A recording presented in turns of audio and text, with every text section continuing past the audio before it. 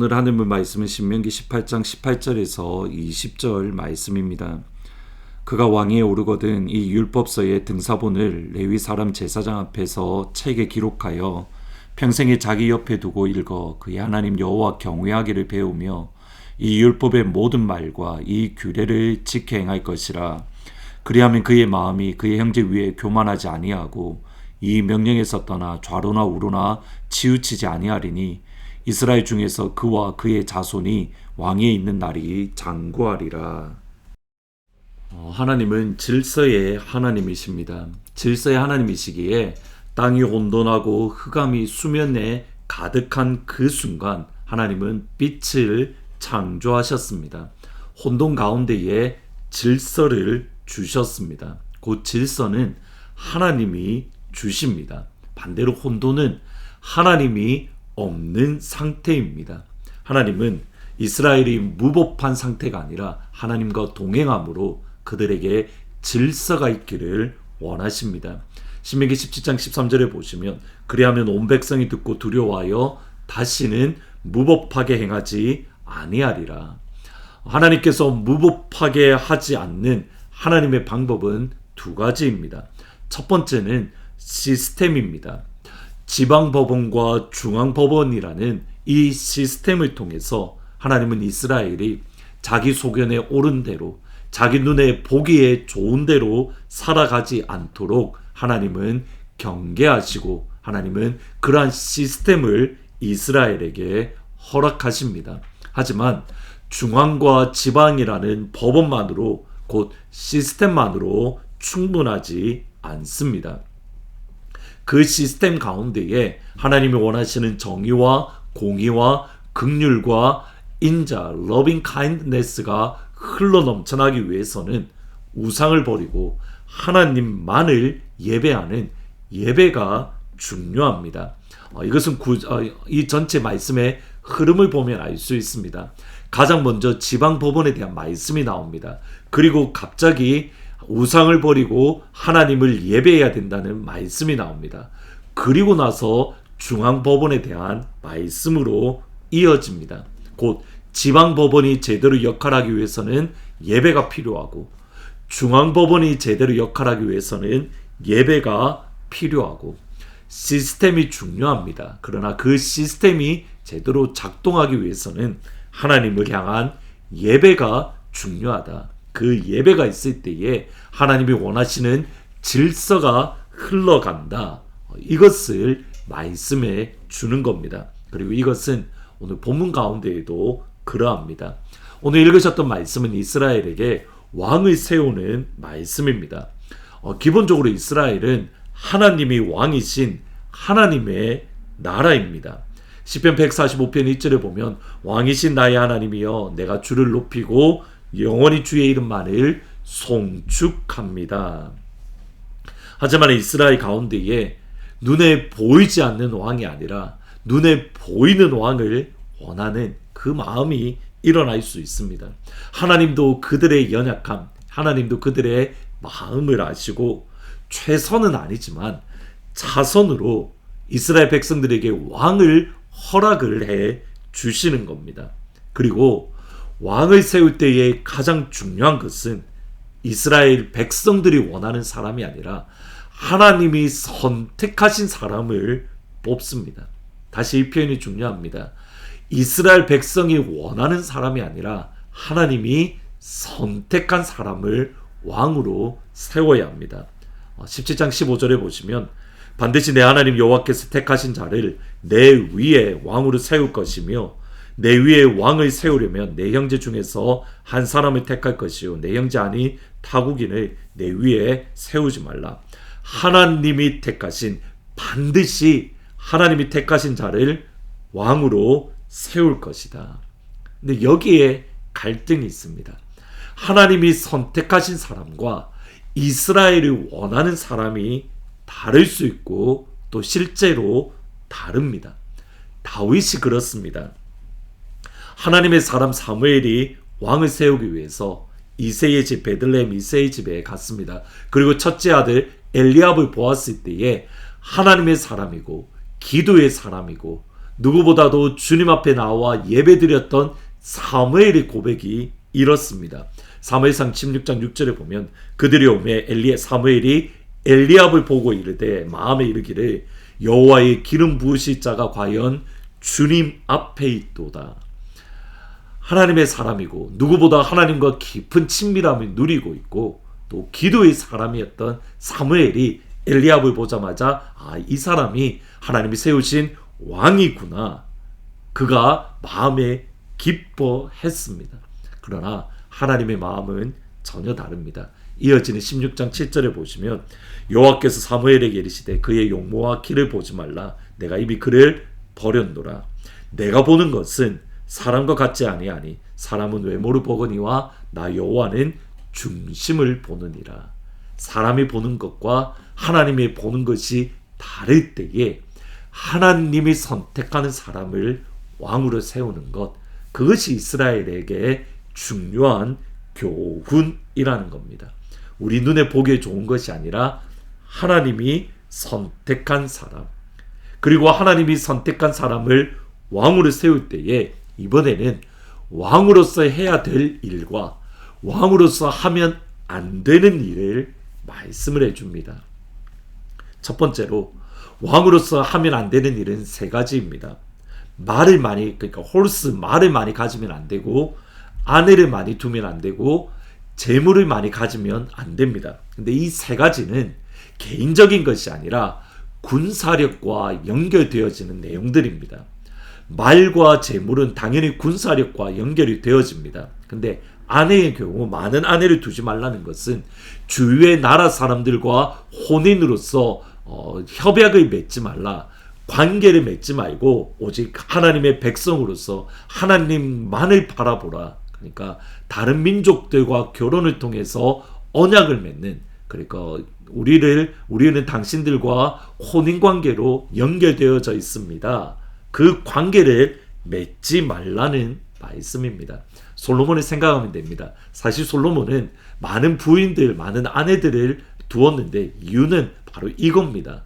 주위에 있는 나라들과 혼인 관계를 통해서 서로 침략하지 않고 이스라엘의 그런 국경을 안전하게, 스큐어하게 만들기 위해서 솔로몬은 결혼을 많이 했던 겁니다. 분명히 이스라엘을 위한 것이지만 오히려 그것이 우상 숭배라는 덫에 걸리게 되는 겁니다. 그러니까 왕으로서 하면 안 되는, 집중하면 안 되는 것은 이스라엘의 군사력을 강하게 키우는 것, 그것의 마음을 뺏기지 말라는 겁니다.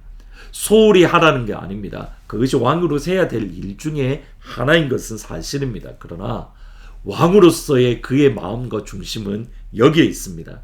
나의 힘이 되신 여호와여, 내가 주님을 사랑합니다. 주님은 나의 산성이시고 나의 바위시고 나의 힘이십니다. 다른 나라들처럼 군사력에 마음을 주는 것이 아니라 이스라엘의 왕은 하나님이 나의 힘이시고 하나님이 나의 산성이시기에 하나님이 지켜주시리라는 믿음으로 나라를 다스리고 믿음으로 나라를 통치하는 것, 그것이 이스라엘 왕이 집중해야 될 일이고 그것이 바로 18절부터 20절의 말씀입니다. 그가 왕위에 오르거든 이 율법의 등사본을 레위 사람 제사장 앞에 책에 기록하여 평생에 자기 옆에 두고 읽고 그의 하나님 여호와 경외하기를 배우며 이 율법의 모든 말과 이 규례를 지켜 행할 것이라.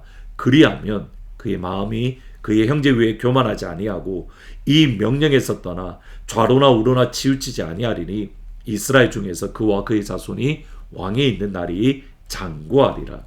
하나님의 말씀을 듣고 읽고 배우는 것이 이스라엘 왕으로서 해야 될 첫 번째 일, 하나님의 마음을 더 깊이 알아가는 것. 그때에 교만하지 않고 이스라엘을 통치하고 그때에 교만하지 않고 자기의 힘을 의지하지 않기 때문에 이스라엘 왕으로서 해야 될 중요한 것은 말씀이고 예배이고 찬양입니다. 베드로는 베드로전서에서 너희는 왕같은 택하신 족속이요 왕같은 제사장이라고 말씀을 합니다. 곧 저와 여러분은 하나님이 택하신 왕입니다. 하나님이 택하신 왕으로서 저희가 해야 될 첫 번째 일은 다른 무엇이 아니라 하나님의 말씀을 더 가까이, 아버지의 마음을 더 깊이 알아가는 것, 그것이 왕으로서 저와 여러분이 해야 될 첫 번째 일입니다.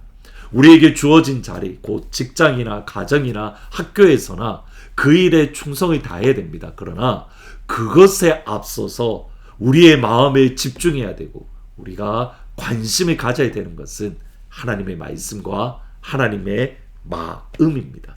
그러면 우리의 힘이시며 산성이시며 피할 바위이신 하나님이 지켜주시고 채워주시고 보호하시고 인도해 주십니다. 하나님의 말씀 앞에 더 가까이, 하나님께 더 가까이 나아가는 왕같은 제사장인 하나님은 모든 가족들이 되기를 주님의 이름으로 축복합니다. 아멘. 기도하십니다. 하나님, 이스라엘의 왕은 왕으로서 군사력을 키우는데 마음을 빼앗기는 것이 아니라 하나님의 말씀에 마음을 두며 하나님의 마음에 집중하는 것이 이스라엘 왕의 첫 번째 임무인 것을 오늘 말씀을 통해서 생각해 보았습니다.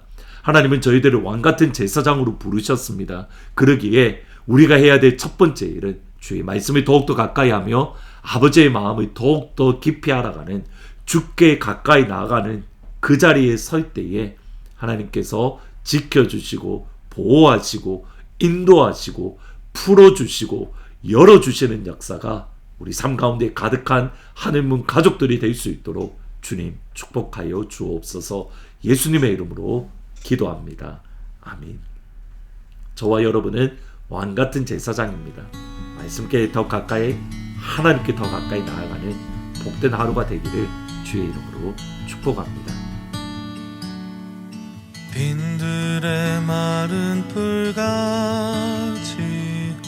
시들은 나의 영혼, 주님의 허락한 성령 간절히 기다리네. 반가운 빗소리 들려 산천이 춤을 추네. 봄비로 내리는 성령 내게도 주옵소서. 가물어 메마른 땅에 단비를 내리시듯 성령의 단비를 부어 새 생명 주옵소서.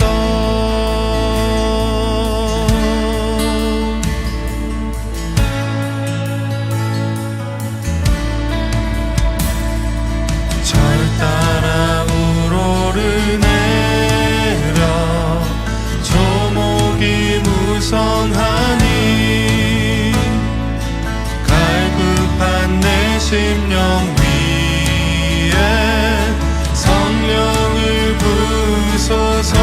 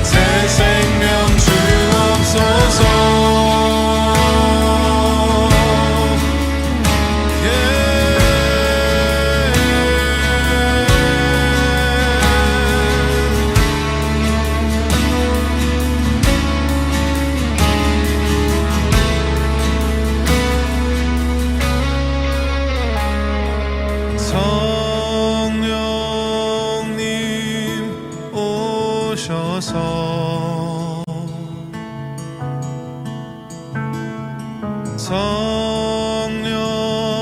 성령님 오셔서